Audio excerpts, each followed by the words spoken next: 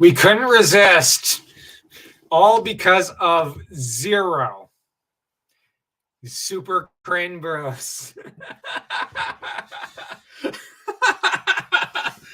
This is not how I planned to start this stream. I'm going to be honest. But when I saw that, I had to. Like we had to. Be glad we did not stick the do the Mario. Yeah, I wanted to. Dan said no. That would be super cringe, brothers. Oh, good God. That nearly came out of my nose. Thumbs up for the spit take. Yeah, we're trying to. Oh, Dan. Yes, we totally should have done the whole do the Mario dance thing. Even I remember that from when I was a kid. That was great. Oh man. I'll just adjust the camera. Oh, good God. That was such 90s and 80s fun there. Best decades. Oh God. No wonder we're such a small channel. Anyways. This was intended to be a Tolkien stream, but I guess it's now a Mario one. I'll have to go change the thumbnail. Actually, yeah, so this kind of took me by surprise. I really like this. Thank you, Zero. Zero Sum 716 is a great channel. Go subscribe if you're seeing this. He mostly does game reviews. He's doing a lot. He does bande dessinée reviews. This is a French comic reviews. He's good with in the RPG scene. And he's also done quite a bit of Conan. And we've done a few streams with him over on World of Conan's channel, which I believe he's up here. Yeah. Hails to my fellow brothers. May you be blessed. Congratulations again on 1K onwards. Also, spiffy new logo there. Yeah. Commenting on our spiffy new logo. That was part of the thumbnail for this stream. So he designed that. He's also designed the new logo that I always stick on every thumbnail. So also subscribe to World of Conan for Conan content. Great channel. He also does a lot of great sword and sorcery stuff. Not connected to Conan. Check out Zero Sum's channel here. Oh, thank you, Reflective Rambling. Much appreciated. She's a regular here. And she's just such a gem. Hope you're well, Reflective Rambling. Zero's got a great channel. And last time, I'm so glad he was far more serious than I was during the Sword and Sorcerer stream when I slipped up. World of Conan always has to remind everyone, and he keeps showing that one clip of me just going, maybe he's dumb, and I just screw up. Anyways, lest we forget, also Big Stompy Robots. Yes. Yeah. Your favorite anti-hero? Do you mean Conan, or are you asking that as a general question? Because I'm going to be honest, I think my favorite anti-hero ironically ties in with Tolkien pretty well, would probably be Feanor. Like, I don't think you can almost top Feanor as an anti-hero. Turin Turambar is a bit of an anti-hero, but he kind of fails at being he's trying to be a normal hero, but he fails at it. So I don't know if I'd call him an anti-hero, but certainly, clarification, pause after my name. You desperately trying to be your compassionate self. Ha ha. Okay.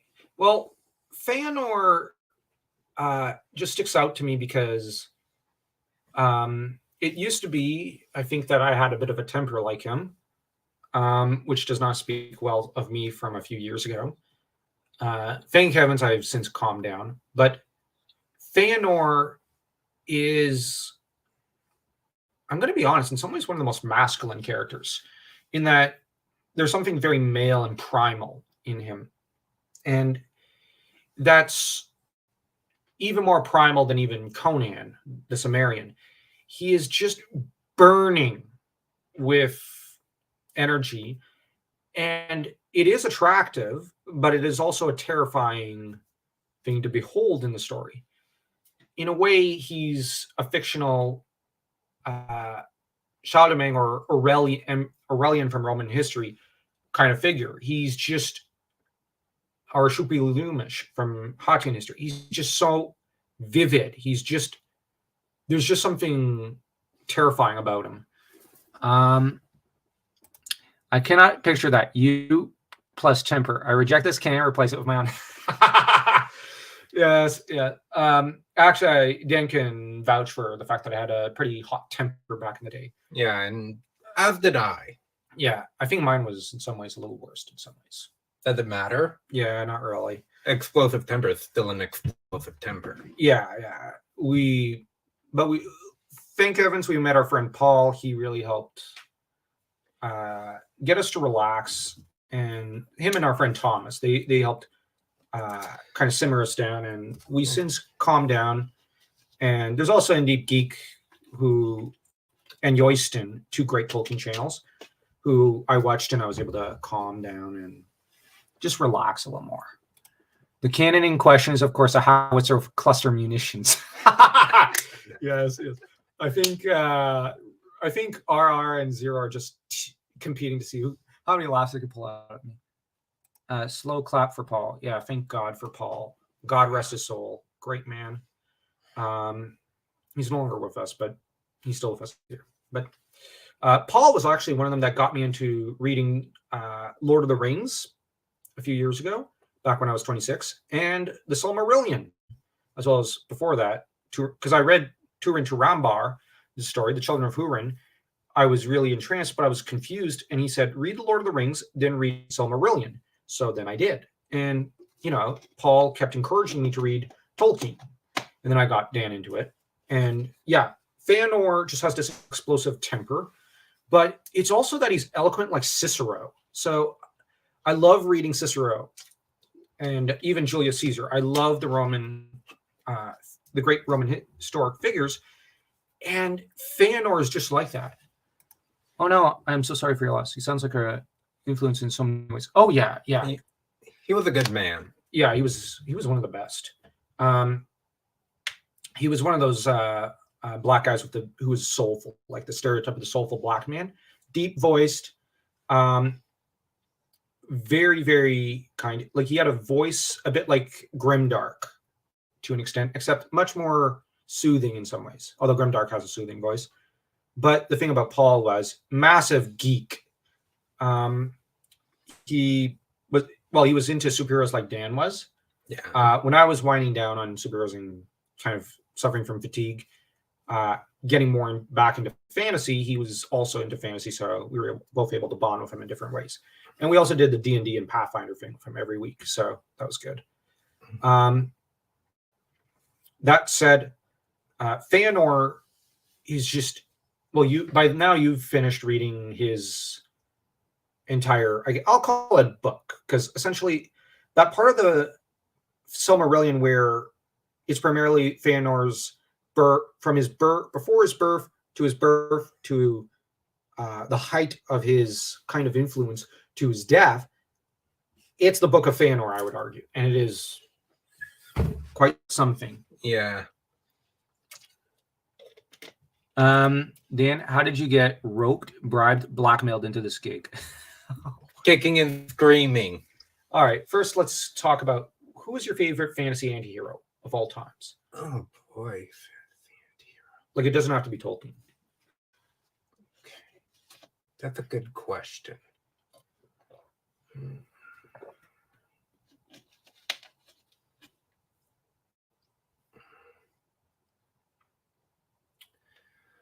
I'm probably going to have to go with, considering even Tolkien, Conan the Barbarian.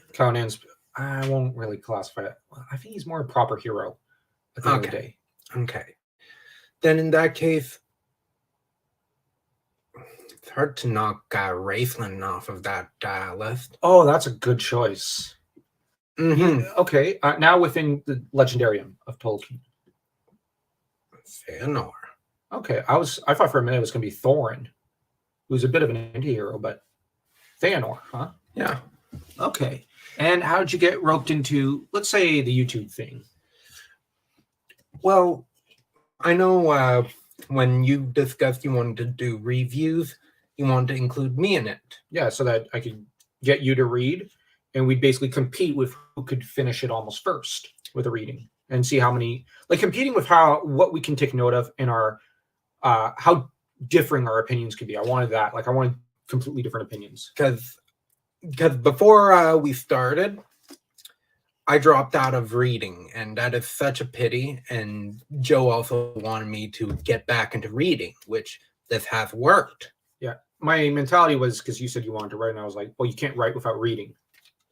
So it's actually something I truly believe in, that you have to read in order to write.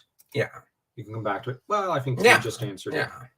I approve of those answers. Thank you, Reflective Rambling. I approve as well. As for me, I was the one who was like, you know what? You only live once. At this point, let's get into the YouTube thing. We have to build an author platform. So let's do this. At first, we just mucked around and did whatever on YouTube. I'm not proud of any of the early content we did.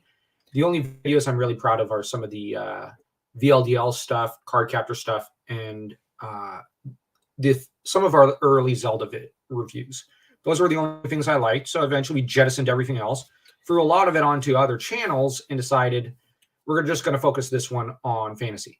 Girl Next Gondor suggested starting the fantasy thing over again, or splitting fantasy into a fantasy channel and a Tolkien channel. But we decided to keep all the fantasy on one channel and just try bouldering charging on ahead. Yeah.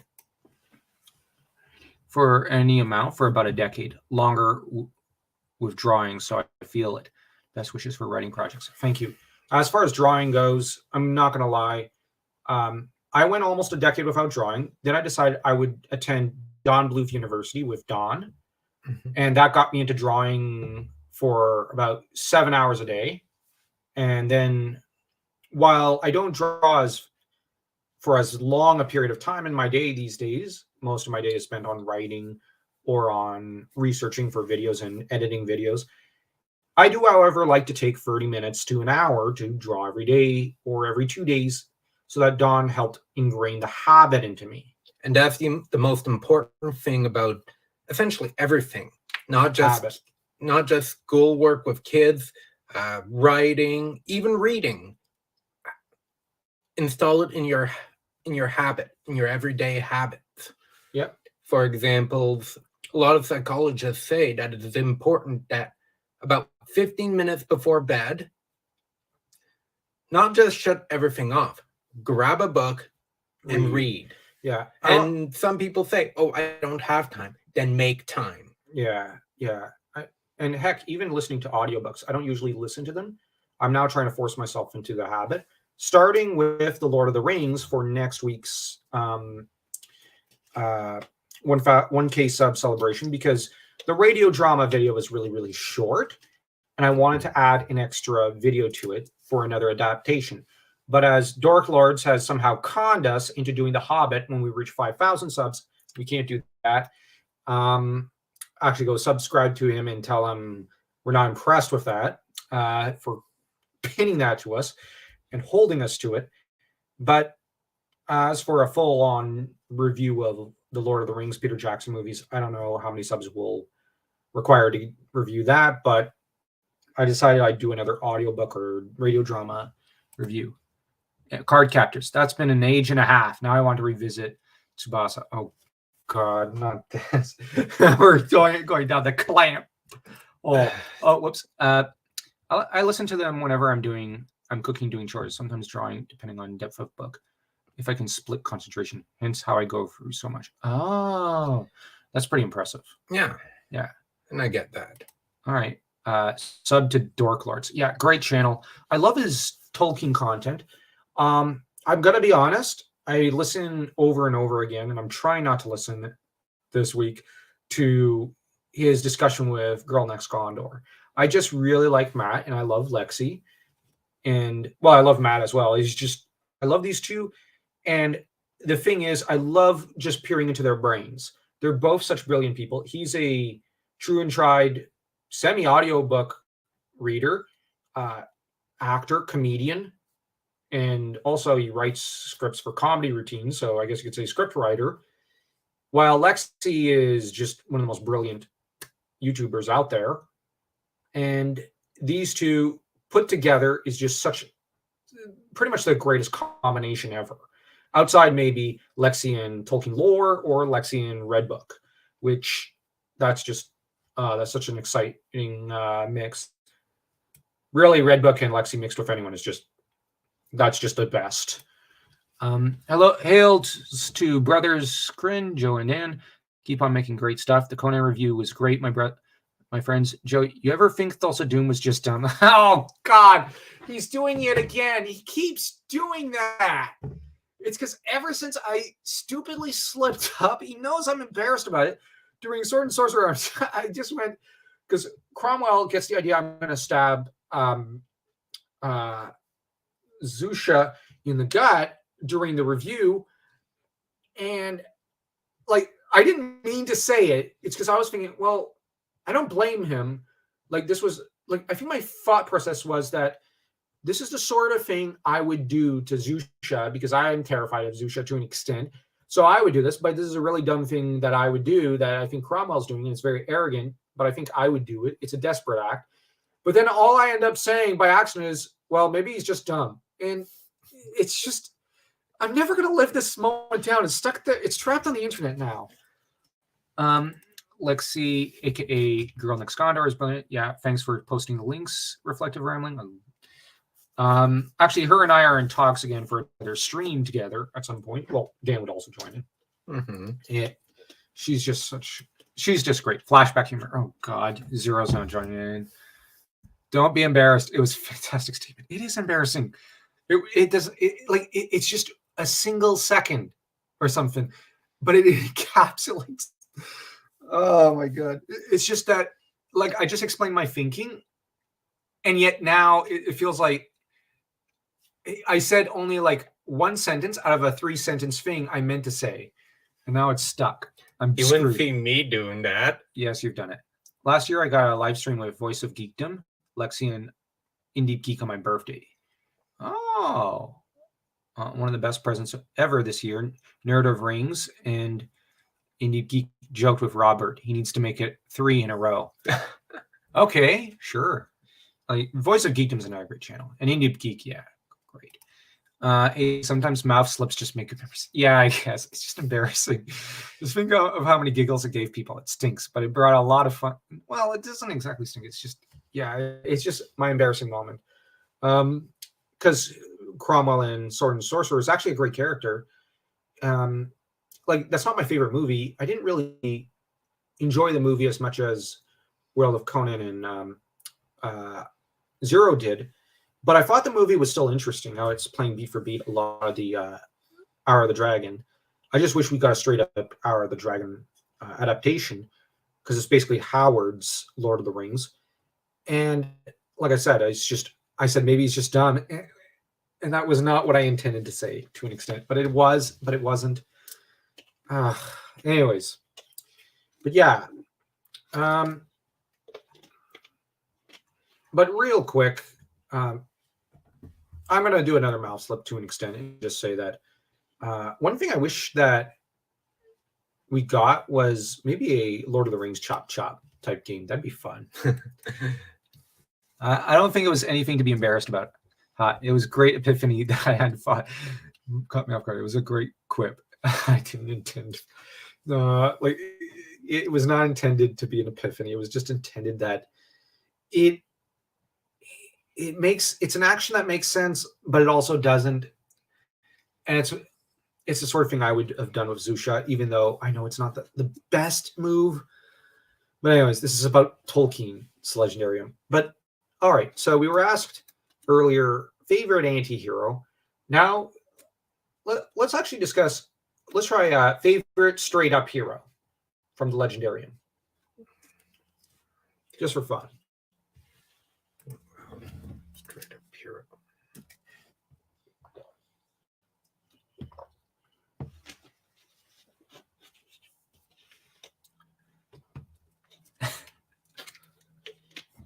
Sorry, I have to do this.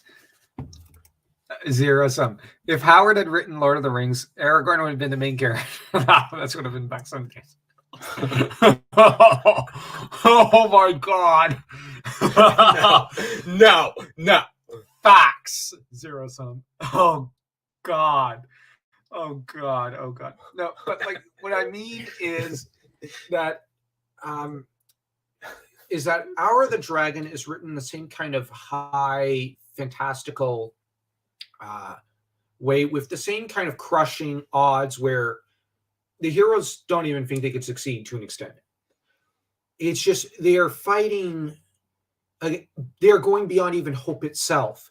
In the hopes, I use that term loosely, of saving the whole of the world and the free people, so to speak, of the West from the Dark Lord. It's really in some ways the same story, and it's told in the same kind of grandiose manner, with the true king, Aragorn, or in this case, Conan, fighting for love. Really, it's his love for Zenobia that motivates Conan to a large extent, but also, yes, to reclaim his throne. But it's also a means to free Zenobia.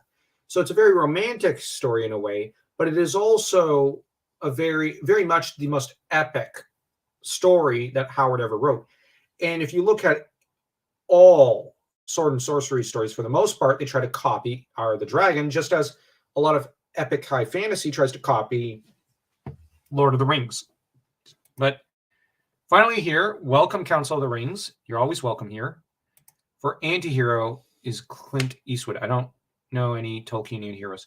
Well, at some point you're going to have to come on our channel and you're going to have to join in on maybe the Silmarillion over-analyzing series. And we're going to have to discuss Feanor with you because I think you're going to love them at some point. Although that would have to come up after maybe reading Lord of the Rings with you, which would be pretty fun. Zero. Yeah. Zero's comment. Hand pink waving. Hello, boys. Hey, Aries Aurelian. He's a frequent guy here. Aries is great. Often keeping company on even the smallest of our streams. This is actually one of our larger ones in terms of people in the chat. We've not had this many people in the chat in quite a while. Welcome, Council of the Rings. Check out. Actually, real quick, Clint Eastwood. Like, I know that Tolkien's Legendarium is basically set in a kind of fictional, mythological England in a way. But now I don't know if he can do an English accent, but if he could, even an Irish one, I wouldn't, because I think I've seen him do Irish accents. He'd probably be, given his age right now, I'd probably choose him to play Húrin. Really? Húrin's dad. But honestly, even whether English or Irish accent, maybe he should have played Thorin. Clint Eastwood, because Thorin is real. Like, here's the thing. I'm a big Clint Eastwood fan. He's played, like, I've seen him in a few Westerns. I've seen him in play a Confederate soldier who was both hero and anti-hero in some ways, flirting between the two lines. I've seen him play, I've seen part of Dirty Harry. He'd be perfect for Thorin. Oh, yeah, he's thinking reflective rambling for posting the YouTube link. Yeah. Epic Kingdom. Oh, hey! Epic Kingdom. Love seeing you here.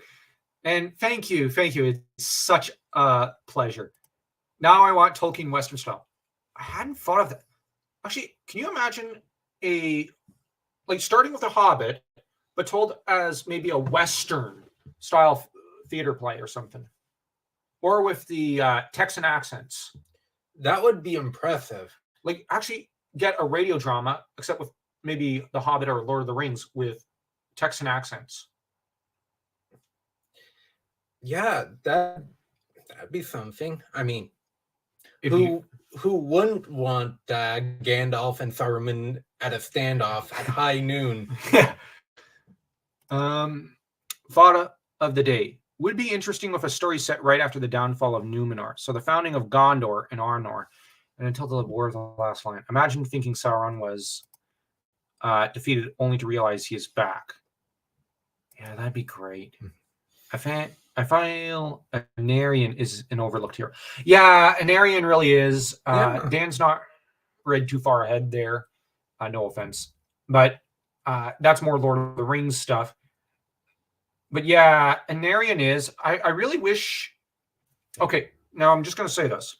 When Tolkien someday goes into the public domain, as he must, I'd like an Anarion pastiche novel. I know that's weird, but I think that this would allow us to flesh him out more. And maybe, like, because you have Isildur, even during the downfall of Numenor era, you could have Isildur doing one thing and Anarion doing something completely different. And you might have one, for example, in the Navy, so to speak, and you might have the other maybe participating in Numenorian politics on behalf of Daddy Dearest, Elendil. Or you could have one of them on the mainland amongst the elves, like Gil-galad and whatnot. I just watched Ringo. Oh, I haven't seen it in a bit, but yeah. It would be fun to see Turin's story as a Western. Okay, I hadn't thought of that. That'd be pretty interesting. But that's where Turin's story, a younger Clint Eastwood would have been perfect. I only mentioned Clint Eastwood because his Westerns were really good. I'm not the biggest Western fan, but Clint Eastwood was really knocking the ball out of the ballpark in each of them.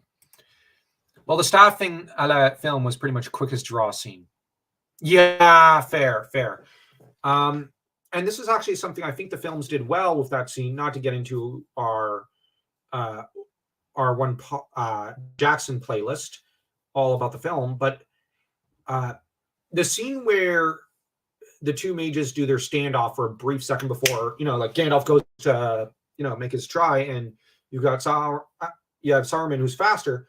I think that is somewhat inspired by Westerns, and I really do like the scene because actually Christopher Lee would have been great in a Western as well. Yeah. On the recent MTG cards, or is that too controversial? What are MTG cards? I have no idea what that is. There's controversy over cards? Like, what kind? Magic the Gathering. Oh. I didn't even know about that. We aren't really in the Magic the Gathering scene. I love Magic the Gathering, so it was quite a downer for me. Oh, I'm sorry to hear that. I have no idea. Yes, Aragorn is Haradrim now. What? That's so weird. Black Aragorn, Black Eowyn, and Asian Gandalf. Like, seriously? Huh. Yeah, I didn't know. That's not... Okay. I'm of two minds on that. Now, just hear me out. I'm going to say I don't think that's quite the right approach, given that there was it's been 20 years since the Jackson movies. I'm not a Jackson fan, but maybe they should have just stuck the images of the Jackson film characters into the Magic the Gathering as a nod and as a commercial selling point just for marketing purposes. Because come on, it's a dead horse. You can beat it. You need to beat it. I'm just saying, like, you gotta like, it's good marketing. 20-year anniversary. Let's stick the actual actors' faces all over the place. I think it might have to do with the art racial depictions. Yeah. It's just we're kind of more French, so we tend to think more in cultural and linguistic terms than racial. I used to play Magic the Gathering a lot back in the day, not so much anymore. Yeah, I think you were into it at one point, right? Well, it was more a social thing. Okay. You're better off not knowing. Okay. True.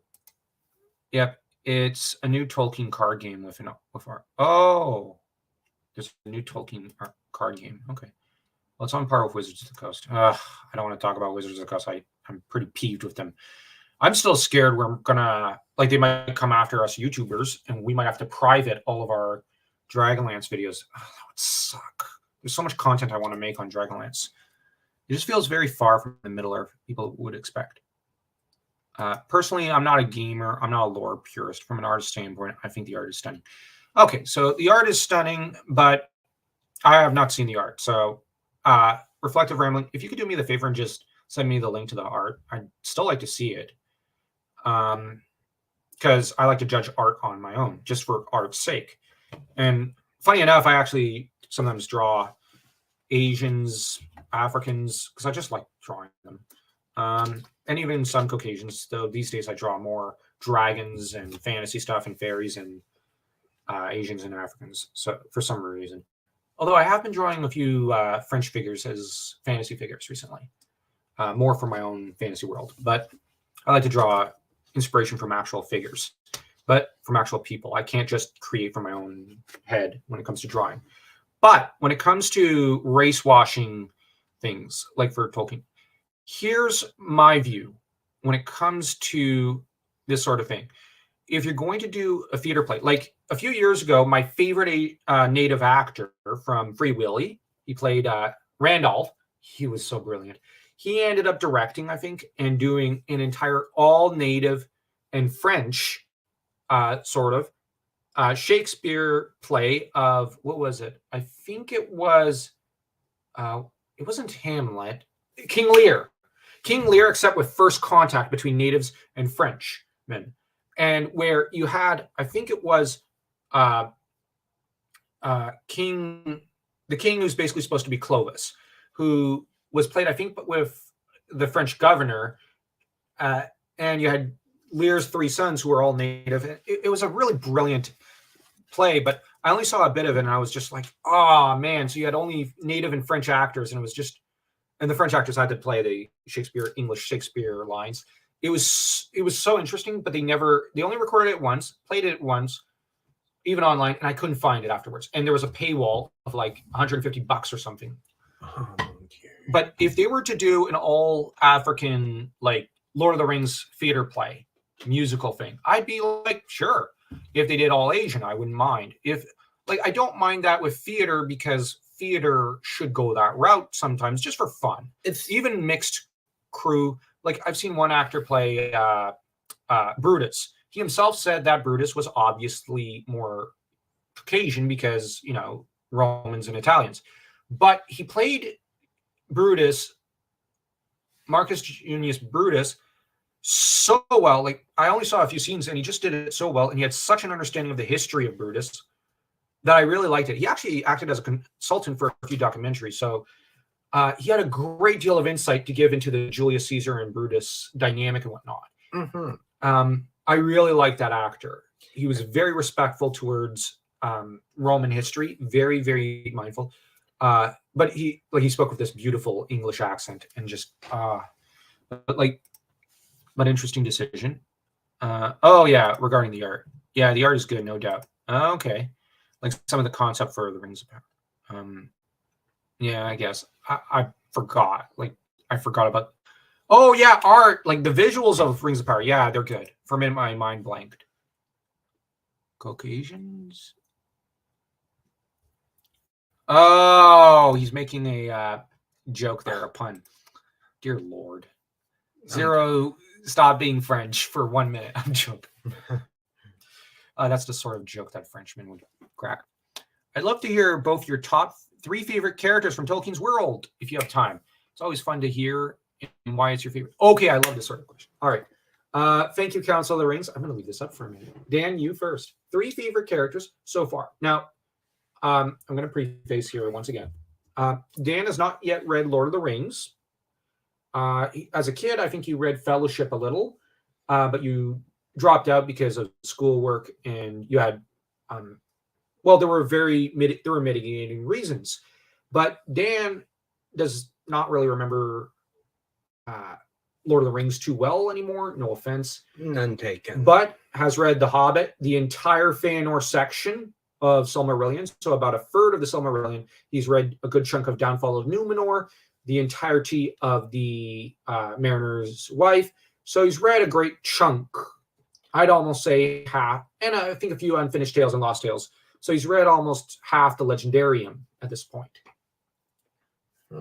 Just not the great tales of the First Age or the Lord of the Rings. So, yeah. 3 favorite characters. And in what order? Number 3 would be Oh, that's a good question. I'll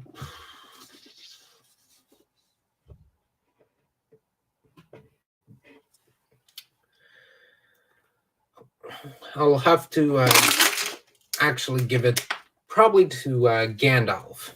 Oh, good choice. Why Gandalf? Because Gandalf, the spirit of Hope. hope. Yeah, his whimsical nature really speaks out. You do not hurt my burglar. Oh, that's it. Where it's like, return my burglar if you don't like him. Yeah, in our Hobbit podcast, we were like, oh yeah, his tone is probably like, my babies, like Goofy. Yeah, I think in our Disney video we suggested Goofy should be Gandalf, didn't we? Yes. Oh yeah. Yes. But really, they're like Goofy has a similar hopeful nature and wisdom. Do you think that maybe because you loved Goofy as a kid? Do you think maybe that imprinted a little onto your love for Gandalf? Maybe. Okay. Now number two. Number two.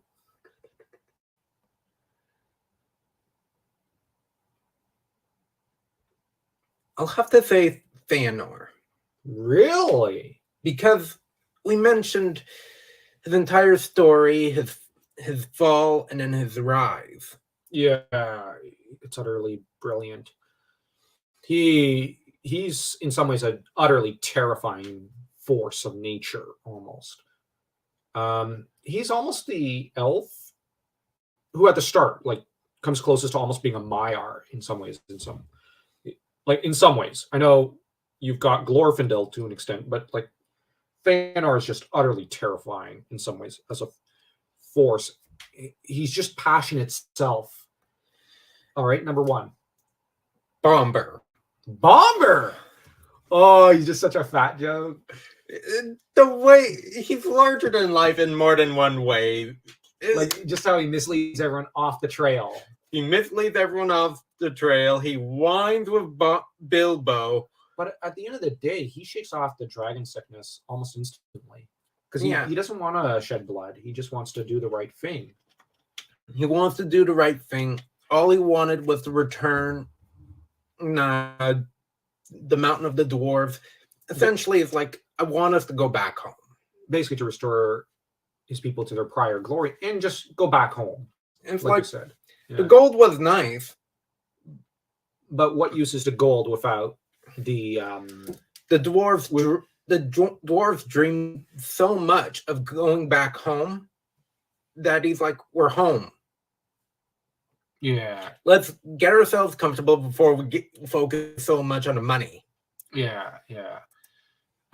Some adaptations are extremely interesting with a cool spin on it. I quite like the Macbeth adaptation with Michael Fassbender, where he has PTSD. Okay, I've not seen that one yet. I've heard it's quite good. Mm-hmm. Mais oui, oh my gosh. Les poissons, right? Have you read The Hobbit then? I think that question's directed at you. Yeah. Yes. We did an entire book club podcast on The Hobbit. Maybe we'll at some point do an over-analyzing The Hobbit for fun. Yeah. Oh, nice. Yeah. The Hobbit is so wholesome. Oh, yeah, it is. Bomber! Yeah, I love Bomber. Never heard that one before. Thorin doesn't even like him. Yeah, Thorin gets annoyed with Bomber. Who could blame him? A cool answer. Yeah, Bomber is an interesting choice. I find it hilarious that he's your favorite Tolkien character. If a character is so memorable for someone, it means they had an impact. And I can't help but not forget Bomber. It's like, he's just so funny. It's like, I forget about characters like Philly and Killy, Nori and Dory.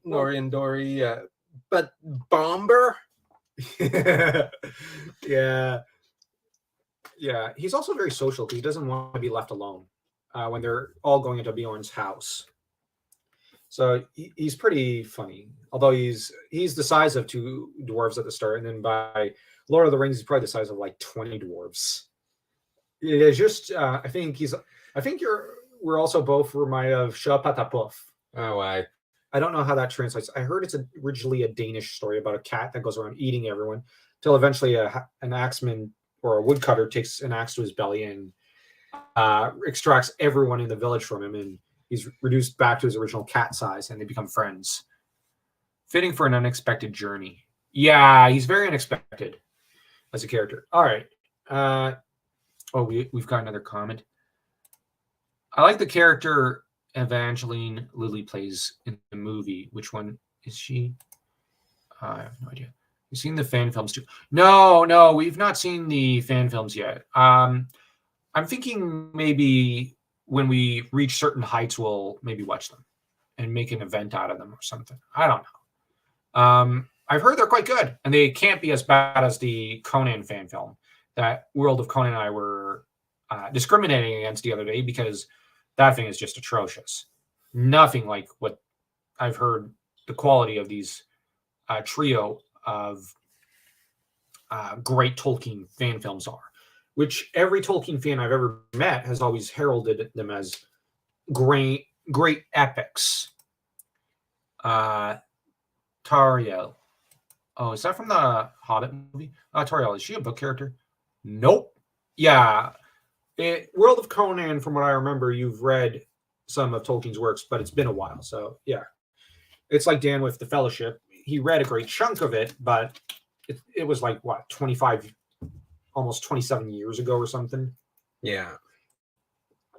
After that period of time, you forget things, especially with how much happens in life. Now, okay, my 3 favorite Tolkien characters. This is a really tough one because every Tolkien character is so great, as you commented. Tolkien's just a perfect writer in a lot of ways. Now, bear in mind, my favorite book of all times are The Last Unicorn and The Silmarillion Tide in first place. So my top 3 favorite Tolkien characters. Oh my gosh, that's like asking you, who are your 3 favorite kids or something. Okay. This is tough. Third place. Okay, I'm caught between maybe it's. I'm just okay. You've got Hobbit, Lord of the Rings.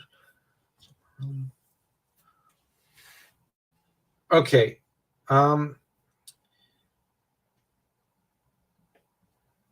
it might be now. This constantly changes because I'm never.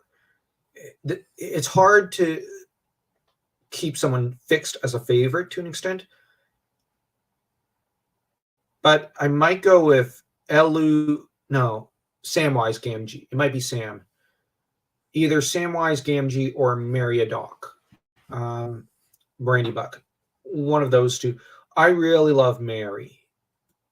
Or yeah, I'm going to go with Sam. I really love Mary. Mary's a great character. I love Mary in the book. I love his wisdom. I love how he guides the group. So he might be relegated to 4th place. I know it was not top 4, but Sam, though, carries the team. One of our coworkers, where we work as janitor and shelf stalker for a bakery, he's often a truck driver dropping off goods. He and I are always geeking out about Samwise. So I really love Sam's journey, how ever present he is in the book. Like, he's almost there from the very beginning. He's just a working classman. He's just the personification of loyalty. And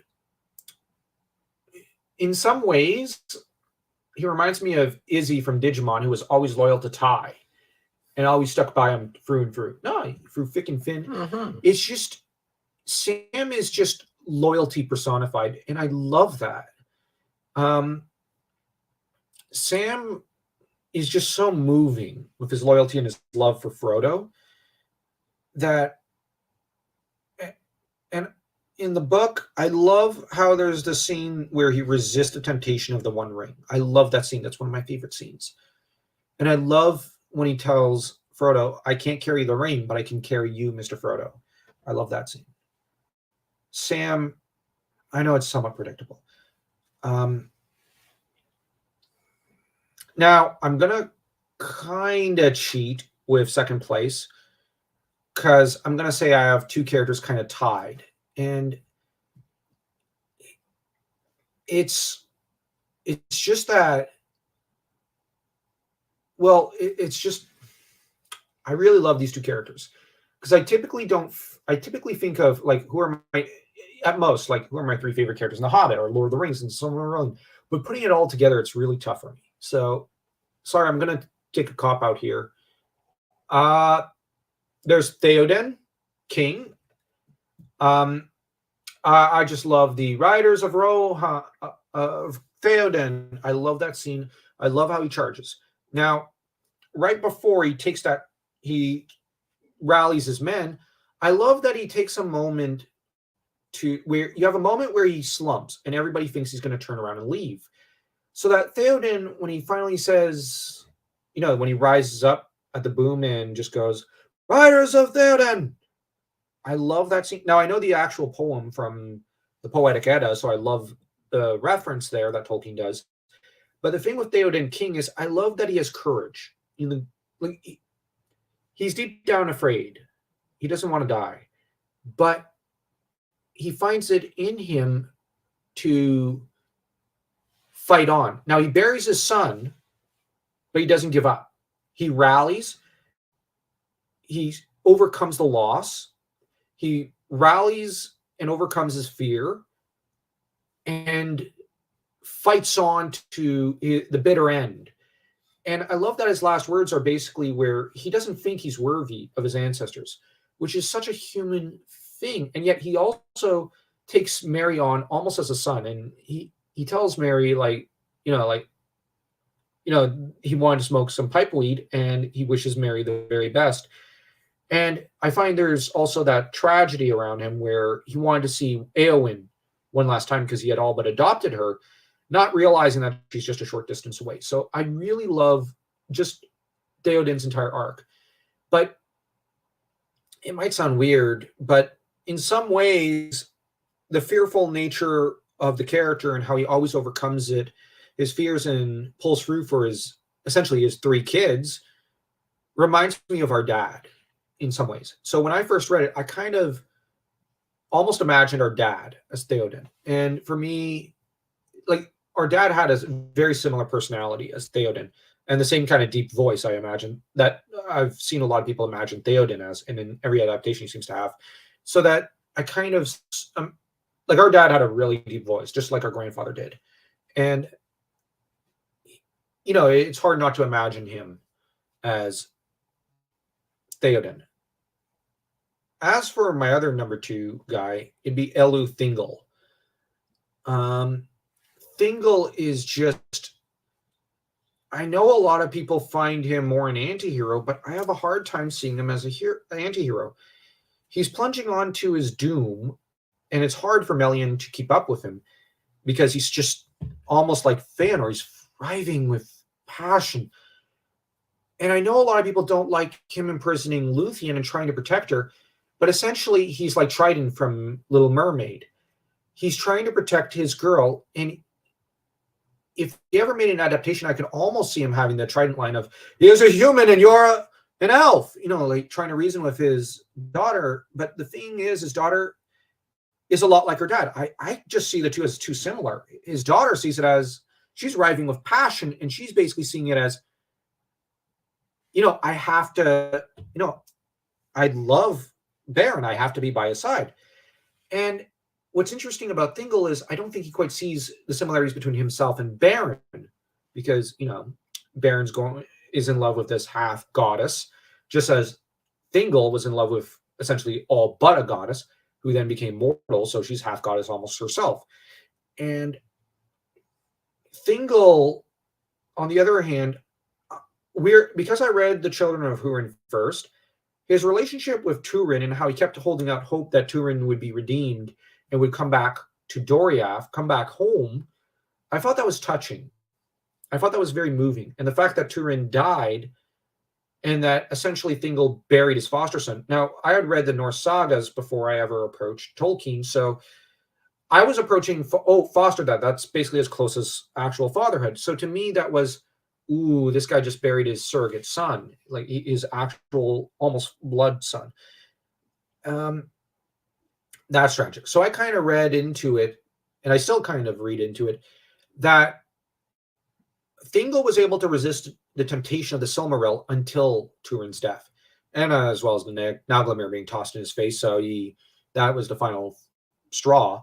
But I also kind of wonder if maybe there was the emotional breakage here, that he finally gave in because he didn't have, emotionally he was broken, and spiritually he was broken at the loss of his son.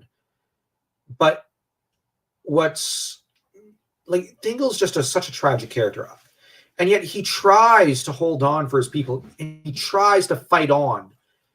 I just find him a fascinating character. He's also such a fascinating archetype. Oh, I love Theoden too. Yeah, Theoden's just beauty. He's just a beautiful character. Zaw loves. Had to step aside for a bit. Sorry. Oh, yeah, no problem. Reflective rambling. It's all right. I understand. But as to my favorite character, now this is where I'll cheat again and say I've kind of got two characters tied up in first place. I can't really decide between them. There's Fingolfin, who is another tragic character. Well, sometimes it's Thingol, I think, is my favorite of the Silmarillion characters. And other times I think it's Fingolfin. So this switches between them a lot.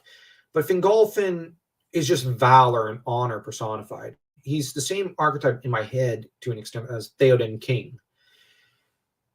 I'm of the opinion that Fingolfin was the true Noldor king. That Feanor was never meant to wear the crown. Fingolfin always was.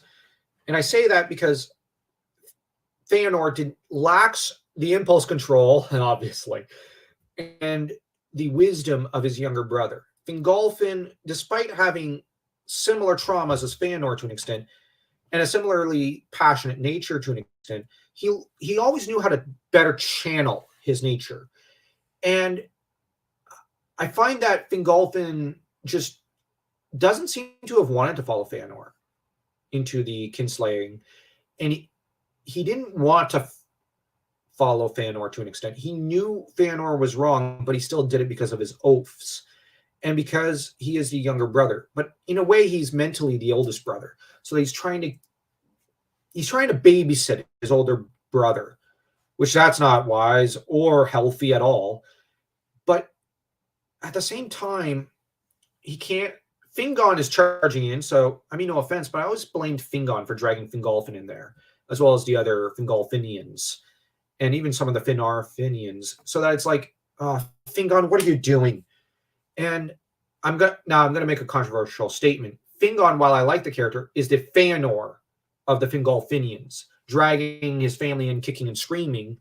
But the difference between Fingon and Feanor is Fingon rallies and does do the right thing for Maethros.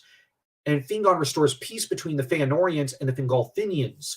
So Fingon is ultimately a better man than Feanor. He does pull through at one point. Actually, to a large extent, he does pull through. So, but the thing is, Fingolfin does, I find him admirable. He does the honorable thing at all times.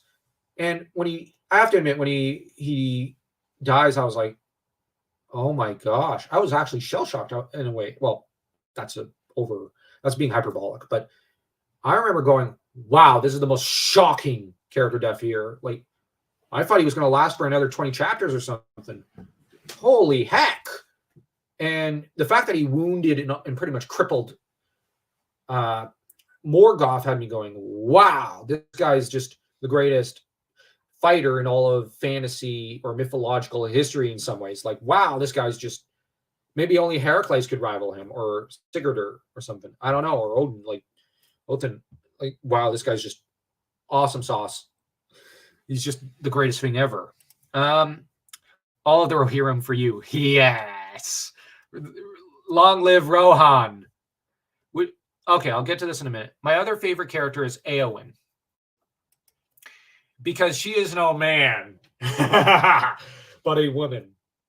I love that she has that McDuff reaction in, I almost said MacDweeb, and that's because I know the actual pronunciation, I think, of the Scottish historic figure. But I think that, or MacDub, I think that's a better pronunciation.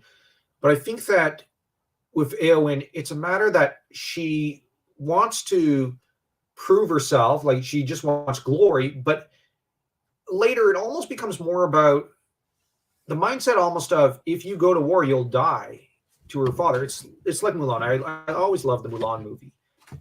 But Éowyn, like Mulan, has to struggle to find her own place, and then she ends up she kills the Witch King of Angmar. I love that scene. Sorry. I won't lie. I love that scene. I've always been partial to it. And it's also why I like Valyria so much in the in Howard's Legendarium. So Éowyn is my favorite character alongside Fingolfin. She's very honorable, but I like that she's foolish. She's naive at the beginning, and she grows. She has this great character arc and becomes a healer in the end. She just has the great, like, in my opinion, she kind of has the biggest character growth in Lord of the Rings itself. So no one grows more than her, in my opinion, except maybe Pippin or even Frodo to an extent. And although I kind of regret that I didn't put Aragorn on this list. I really love Aragorn as well, but he might be tied up in 4th place or 5th place with Merry. But I have to admit, I'm very partial to Éowyn. So sorry if I'm cheating here and sticking, like, it's just I have a hard time deciding these sort of things. Now, before I get to your excellent question, Council of the Rings, Éomer gets buried between the love of Éowyn, which is a shame to me. Don't get me wrong, Shield made an adoration here. Oh, Éomer's a great character. I love how he discovers what he thinks is Éowyn's corpse, and he goes, to the death! I love how he flies into a berserker fury and charges. Like Éomer, okay, honestly, he's such a great character. He gets such great lines, like about them what are men to do in an age when myths and legends are sprouting all about him like grass. And I love that Aragorn's answer is, we do what we've always done, the right thing, or something to that effect. And it's not the exact quote. I just love, like, Éomer has such great scenes. He is such a great character. My gosh, he is such a great character. Oh my gosh, such a great. Okay, the thing is, Theoden's almost Theoden is obviously the king archetype, initially the insecure king. Éomer is almost a warrior archetype, but he kind of, I'd almost argue that is the king archetype alongside Aragorn, but he's the young king, just like Aragorn. But the difference is, you almost have this thing that Tolkien is doing as a male variant of the female triangle. The crone, the mother, and the daughter, or like the crone, the older sister, and the younger sister of sort, or daughters, or something.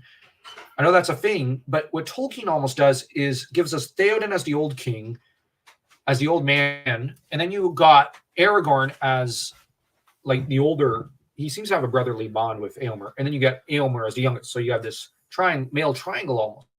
I love that. Yeah, I love that line too. Yeah, it's so great. Tolkien's dialogue is always so wonderful. It's really cool too, but everyone knows that. Yeah. Well, real quick for Dan, since you were gone to the bathroom, she was just saying that Éomer gets buried in between the love of Éowyn. Yeah. Shield maidens are always great. But now, Council of the Rings, excellent question. Which character do you think is most underappreciated? I know there's a lot, but maybe one comes to mind. Well, I think Éomer to an extent, but who is the most underappreciated Tolkien character? Okay. I'm biased on this one, but let's go to you. Is it Bomber again? I'm kidding. I am not as aware of Okay, underappreciated from like as far as you can imagine of what the little you've read, like from Horrendous to like Bomber to like from these book of Feanor.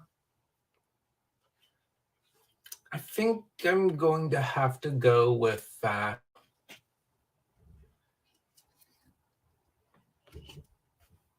Ulmo. Ulmo as underappreciated. He's the most popular Valar alongside Tolkas. So you don't.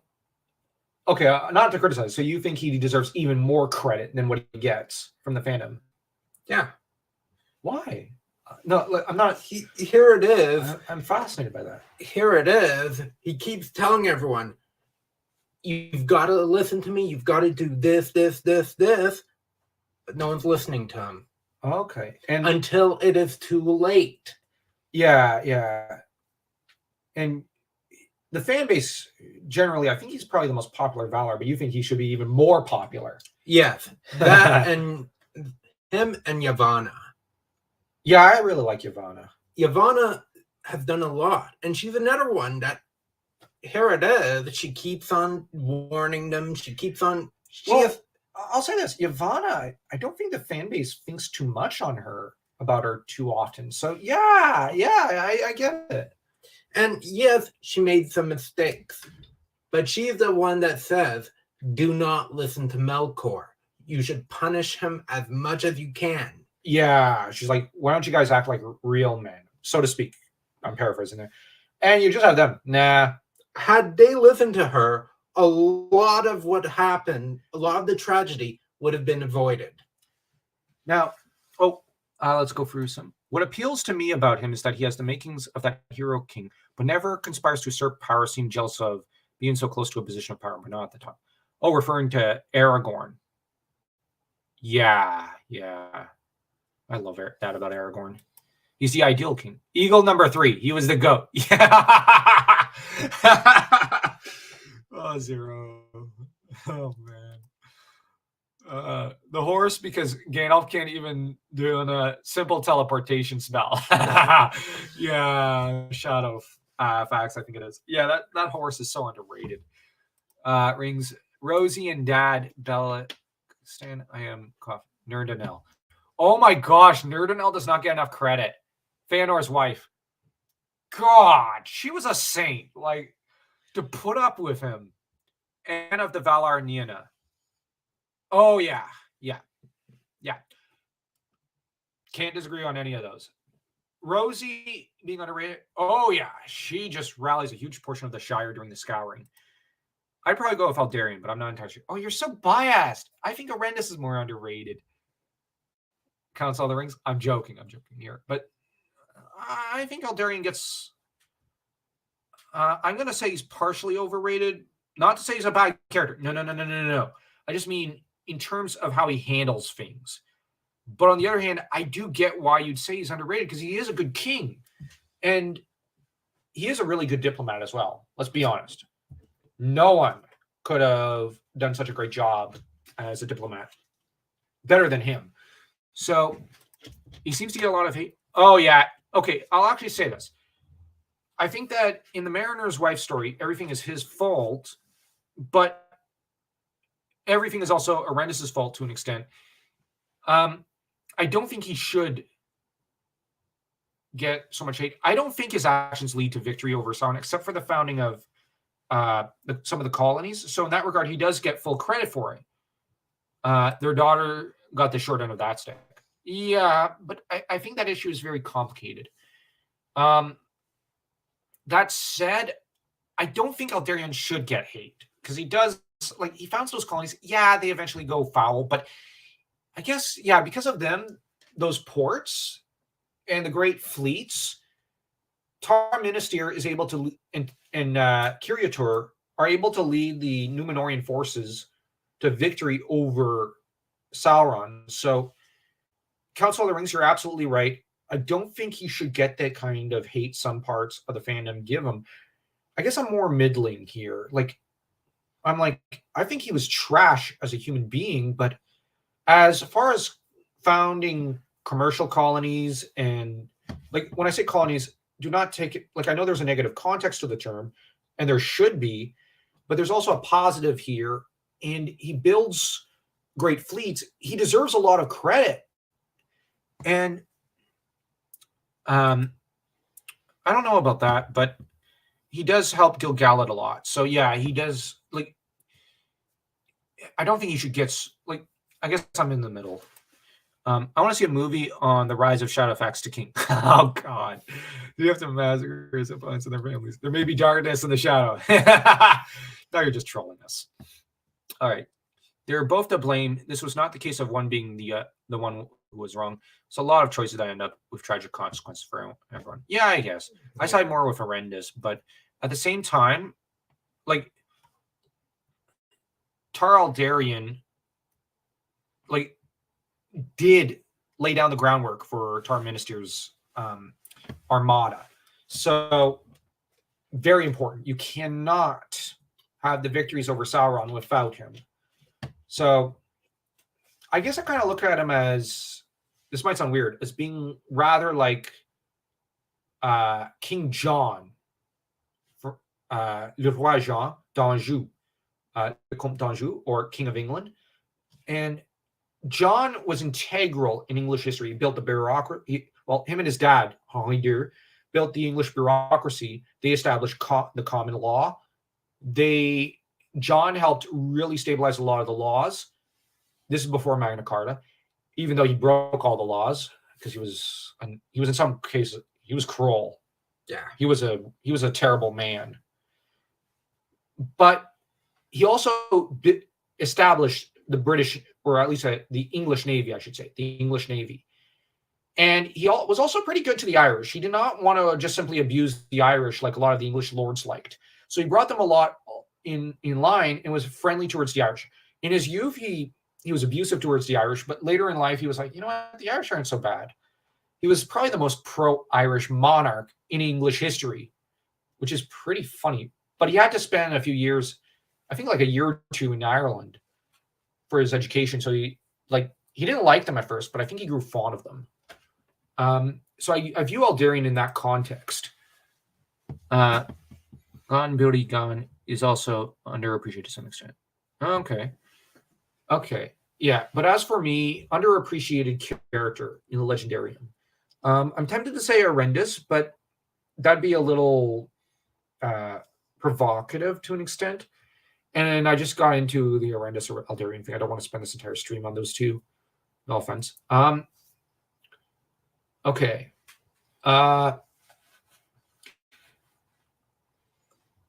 In the context of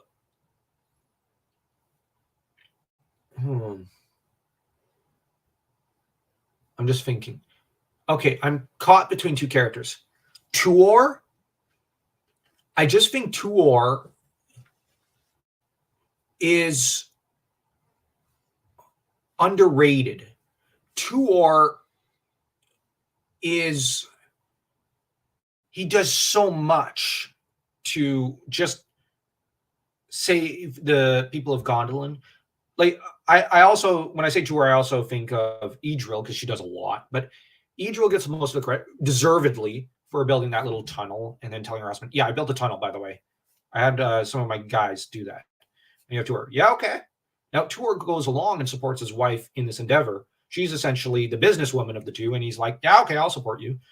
But on the other hand, he's busy building relations with, like, Ecthelion and Glorfindel, and basically he's put on the marketing department, and Tuor helps rescue everyone and get them out of Gondolin. Now, everyone gives a lot of credit to Ecthelion, Glorfindel, deservedly, and Idril, but I think Tuor is, bear in mind, he's the Aeneas of the Legendarium. Now, there's him, and there's also Frodo Baggins. I think Frodo gets slammed a lot. Now, the movie did not do Frodo a lot of favors to an extent, and I know Frodo ultimately fails, but he did get the ring all the way to Mount Doom.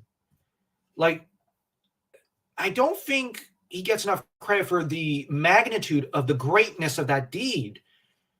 And I know I think our coworker sometimes comes on to the channel, so he's later gonna next week slam me when he shows up and go, "What are you thinking?" Sam carried the whole thing. He's a big Sam fan, and I agree with him. But on the other hand, Frodo pulled through. Frodo deserves so much credit for so much. He did so much, and he suffered so much, and he gave up all but his soul to get the ring there. And eventually it all but broke him. Like, I just think Frodo is so tragic. I'm sorry, but the last few chapters of Lord of the Rings, I'm full of so much pity for Frodo. Like, the only thing that's giving him a little bit of hope is, okay, I'm going to go back to the Shire. I'm going to be back in the Shire. And then you have the Scouring. And Saruman has wrecked the Shire.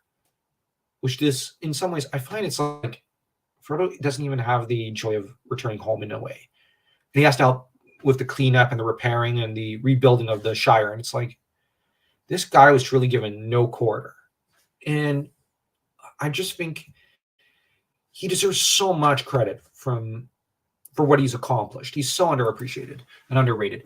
Hello, folks, new to the channel. Oh, well, welcome, Zeth Windwrecker. Looks like this is a Canadian channel. Yep. Dan and I are both French-Canadian. Proudly so. Oui. Les poissons, les poissons. I am from Nova Scotia. Oh, I love Nova Scotia. Nouvelle-Écosse. Actually, I'm going to be honest. A portion of our classmates when we were at university were from the Maritimes, mostly from Newfoundland and Prince Edward Island. Dan and I are very fond of the Maritimes in Quebec. So, our avatar is frequently Quebec, like that, got the Quebec flag. We love it. So, yeah, welcome, Zeth, Windwrecker. How's the weather over in the Maritimes? We love the Maritimes. And I think it also has to do with the fact that growing up, we lived on a street with a lot of Irish people who had family from the Maritimes. And we also had family from the French kind of almost quarter of the Maritimes. Spent a few years drinking Irish whiskey until he developed a taste for it. Yeah. Yeah. Actually, Zeth Windwrecker, if you like Conan content and Conan the Barbarian and Howard, I would recommend Zero Sum 716. It's his channel. Even if you like other like D&D, alternative fantasy, and big giant robots, Zero Sum is one of the best channels. He's just so great, and he's a really funny guy. He's also a Canuck channel. He's guilty of Canuck exploitation as well. Are you looking forward to the Golem game? The art is questionable. Well, I think the art looks perfect, but it looks like it will stick to the lore to some extent. Yeah, but now I did a first reaction video a few days ago, but I'm going to repeat. My reaction was essentially, what's the point? Why couldn't we get a Fingolfin game or a who was it I said?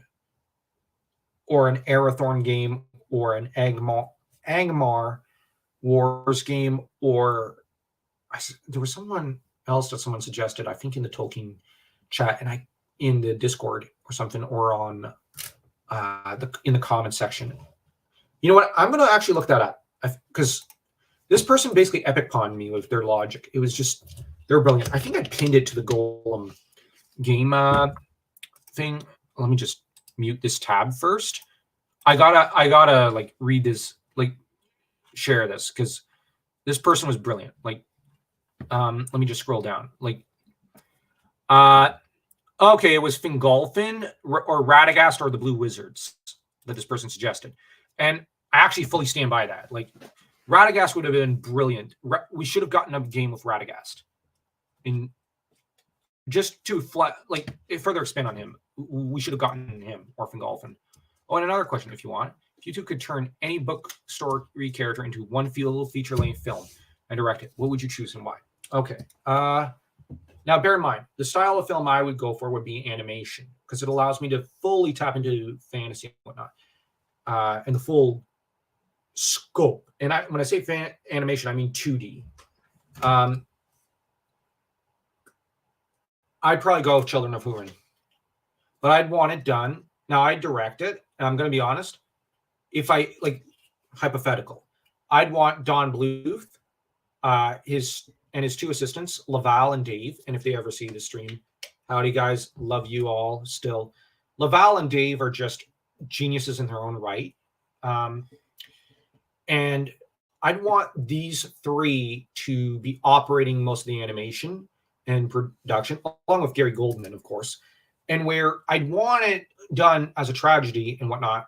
And the thing is, I'd kind of want Don as executive producer in kind of editing the film, just to make sure everything is done perfectly.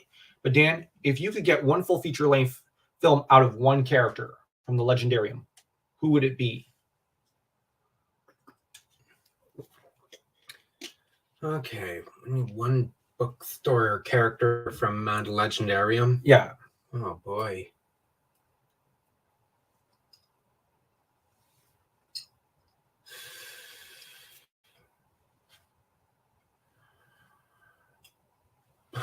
I would probably have to say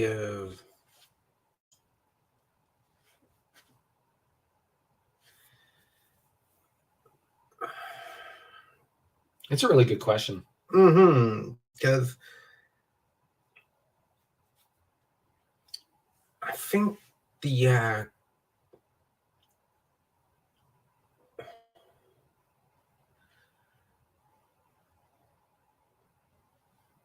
I think I'll have to go for the first toppling of Melkor. Oh, okay. So like when he, like, from the Music of the Ainur up to when he's first toppled and imprisoned. Yes. Like in Valinor. Yes. What kind of film? CG, 2D? Because there's a CG fan almost film of it. It's pretty great. But, or mixed or live action. I think I'd forego live action. Okay. I think, yes, like you, 2D doesn't get the love it really should anymore, especially when it comes to Western animation. Yeah, and 2D can capture full scope like that of all the greatness. Quebec Quebec should get represented. Hey, Nova Scotia, I'm next to Nouvelle-Brunswick, Acadie, New Brunswick. There's a great province. I'd love to visit there. Am I the only non-Canadian here? Well, actually, World of Conan is from Finland.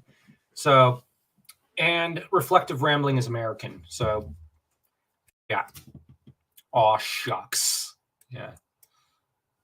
Zero's channel. Oh, thank you, Reflective Rambling, for that. No. Maine are here. Oh, you're from Maine, just close to border. Oh, cool.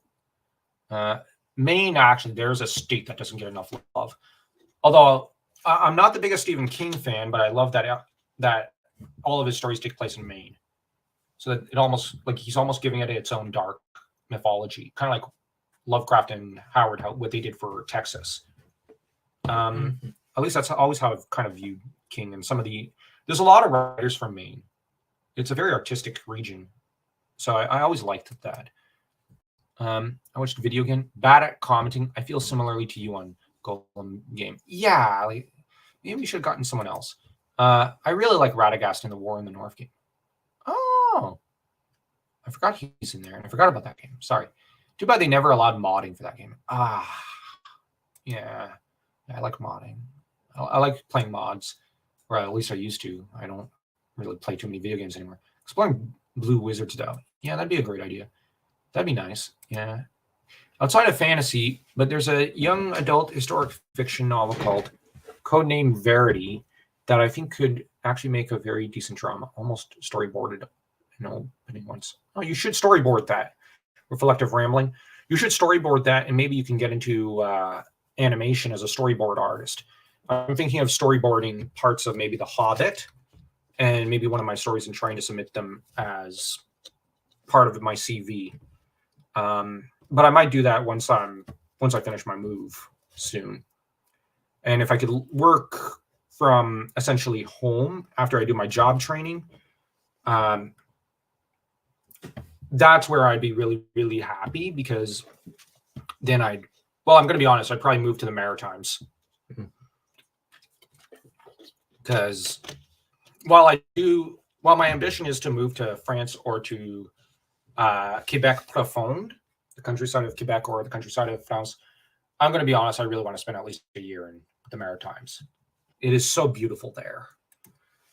Actually, I'd love to write maybe a fantasy novel dedicated to the Maritimes. Just, like an archipelago novel. Because I really love the pictures I see of the Maritimes.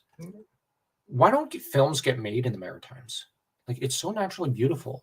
Oh, you were asking us that it could be other fantasy stories to set up as movies? Like other fantasy. Okay, I'm going to be honest. I'd want an animated adaptation of Hour of the Dragon. But that's mythology. So let's say, ignoring Tolkien and Howard,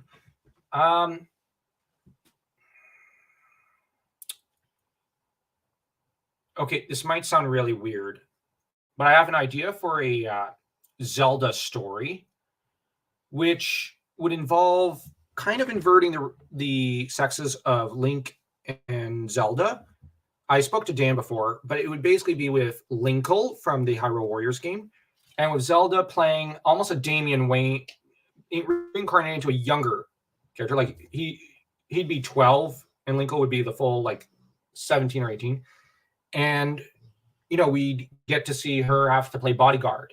Kind of like Plague Tale, Innocence, or something. Except kind of with this younger, snobbier Zelda developing a crush on Linkle, and Linkle being ditzy. And this would be something that, while I prefer Western animation, I'd almost want this as an anime manga done by Studio Ghibli. So it'd be either that or a full-on semi-Hyrule Warriors type thing with Cia, Link as the main characters, and Zelda, where we get all three as main characters, and we get a typical Zelda adventure, except with Cia ending up with the Triforce of Power at the end. So for me, I suppose I'll just stick to the Book of Three. Yeah, that's a good choice. And not use the older Black Cauldron art style. I like that art style. Yeah, I do, but yeah, I would prefer Western style. Don Bluth, or I suppose closer to maybe like Anastasia. Yeah, okay, Bluth. Because Bluth's style is just perfect. Yeah. If you could make a very Shakespearean film out of the new Shadow, yeah, that'd be true. I'd love to do that. Maybe at some point, Council of the Rings, you and I should do our own new Shadow and just make that a collab between us. Between the three of us. That'd be fun. Finland. Can I visit? Oh, yeah. I've seen some pictures, and I remember one of his videos, World of Conan showed himself outside, I think in his backyard or something, or on a trail near his backyard, and it was so beautiful. Oh, man. And we have, weirdly, we have step family that are from Finland, and most of them are pretty awesome. Yeah. And oh my gosh, the way they talk about their, because our stepdad, who's from Finland, I call him our stepdad, but he's not entirely. He still has memories of Finland. He used to visit, and the way he talks about it and whatnot. And I remember he once showed me a few pictures from there, and he's well, not that he took, but that he searched on his phone, and it was, oh my gosh. If I had to move to a non-French speaking area in the world, I think it'd almost be Finland for me. I love Finland. Sorry. I like that it's a mix of Scandinavian and Slavic cultures. Okay. Sorry, I'm very, very fond of Finland. Or sorry for caps. Oh, go all caps on it. It's Finland. You have to. Finland is almost perfect. I've read maybe 2 Stephen King stories in my life. I will say I squee whenever Maine pops up in Shannon McGuire, Mira Grant's books. I'm not familiar with those authors, but Send me the link maybe to their books and we'll see. I'm still in shock you thought Denmark was a place full of snow and cold, but interesting. I'm sorry. It's just that whenever you see in British dramas, in Scottish and English dramas, Denmark's always shown, they say the Danes, and then they show it as winter wonderland. And given that along the latitude, you're almost along the same line as parts of Canada, I assume that given that, we're a little north of the latitude line, I think it is, where Denmark is. I assumed you'd be as covered in snow most of the year as we are. And yeah, my mistake. But Denmark, there's another place that I wouldn't mind living because it's basically small town country. When I was in high school, we had to do a report on a career we'd like to do. Did storyboard artist. Yeah, okay. Yeah. I want to do storyboarding and concept art, to be honest. But the thing is, it's just with everything I'm currently doing, and with I don't have the time. But maybe once I finish my move and I should get started on a bit of my job training. I'm hoping to find a bit more time. But if I finish my job training and I get a position like that. I might actually submit my storyboards maybe to Laval, Don's assistant, just for his opinion, so that he could kind of almost proofread it for me, so to speak, and tell me what to do better. And that's if he's not too busy. And then I'll just take on a position like that and move to the Maritimes. I'm actually planning to make a full animated film of the Children of Huron, but it cost a lot. It might take a very long time.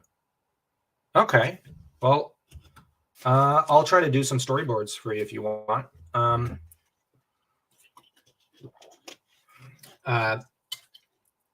Yeah, like that would be awesome. Let me know. And you know what? Dan and I have started writing some movie scripts, mostly of Norse style saga stories. Like I think one of the scripts we wrote, we called it Hamundur because it's a Norse name. And it's basically Rocky meets Dragon Slayer as a film. And yeah, we tried to keep the tone to like Norse sagas. So yeah, I'm squeeing here. Actually, if you could message me a reminder there of Children of Huron animated film that you want to make, please include us in the production. I'm begging you. I beg of you. I love Children of Huron. Part of code name Verity takes place in France. Oh, cool. I'm not even caught up on the chat here. It's so fast. I want to say that one of the episodes of Cabinet Curiosities, the last, was filmed there. What's Cabinet of Curiosities? What kind of shows that? I lied with just checked. No, it's not a lie if you were mistaken. It was done in Toronto and Hamilton. Yeah. Oh, real quick, I recently discovered a channel that's totally Zelda dedicated, and the guy's doing his own animated Zelda stuff. We're gonna drop soon a reaction video if we get his permission to do a reaction to his first episode. While I work on editing the humongous video that is our next Hyrule in Focus video, because I'm trying to do them like Girl Next Gondor does her character rehab videos. And it's so hard and long to edit. Sorry about all the questions. Oh, no. Don't worry about it. You kept the stream going. Council of the Rings, what could we have done without you? Like, honestly, like, what could we have done without you? Will you do a Kickstarter for that animation project? Please do. Just fund it for my Patreon, as I already do for other Lord of the Rings artworks. Oh, cool. Like 30 plus artwork coming this year. Mainly Rohirrim stuff for now. Okay. Rohan. I love it. Using the AI art tools for speed. Cool destinations. Finland, Japan, Italy, Australia for cloaked one. New Zealand for pretty. London for sake of West and alley of bookshops.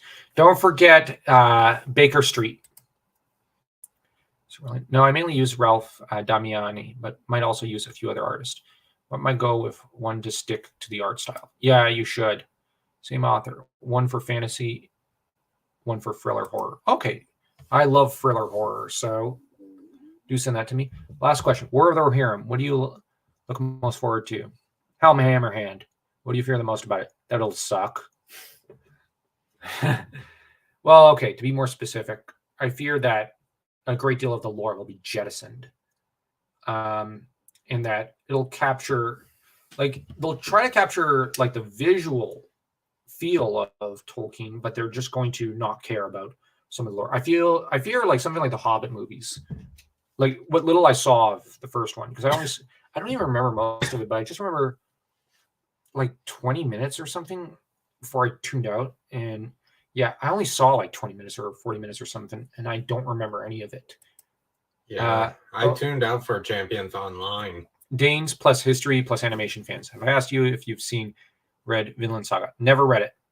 Mythology based on stories written by Guillermo del Toro. Okay, gonna have to read it at some point. I've only heard of it.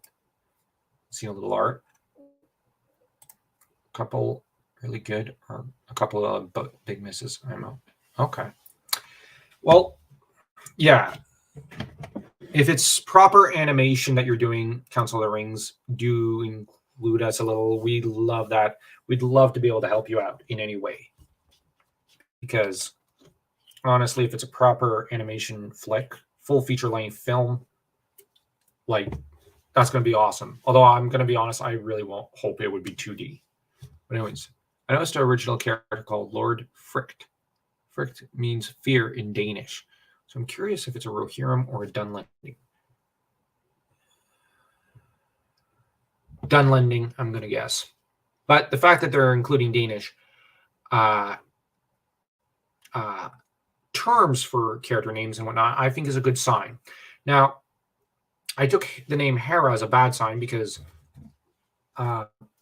Hera doesn't feel right for one of the Rohirrim as a name. Now, if you named a character from Harad, Hera, I'd actually say, okay, I see it.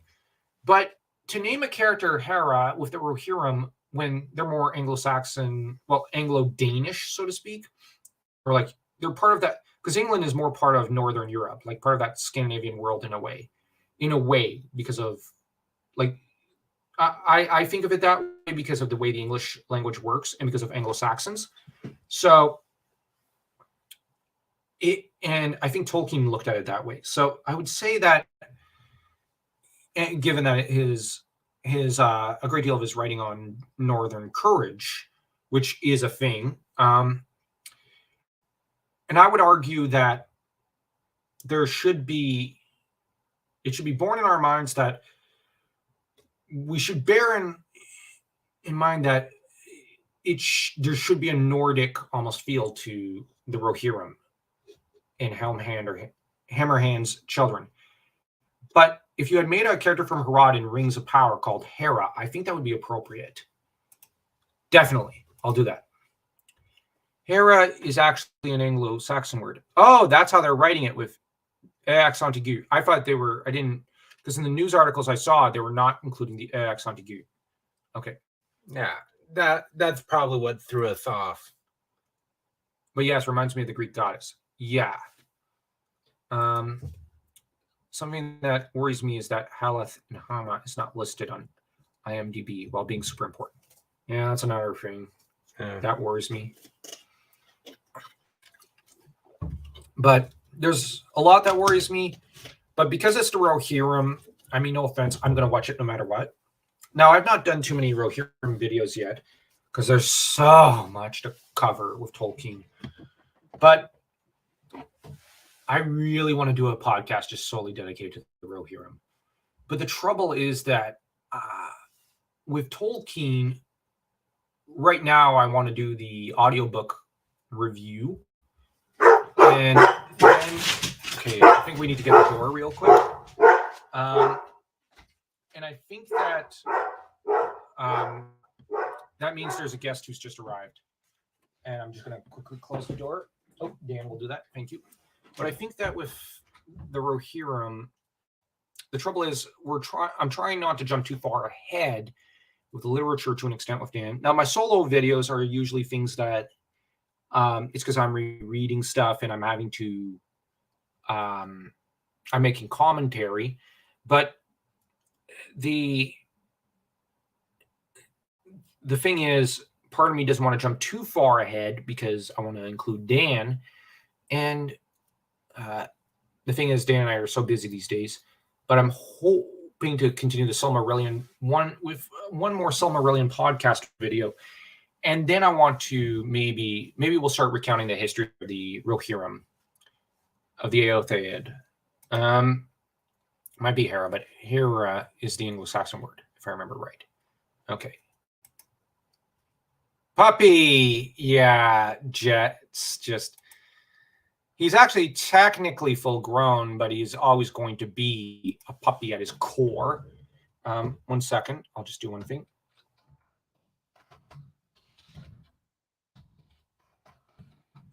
Just have to type one thing up.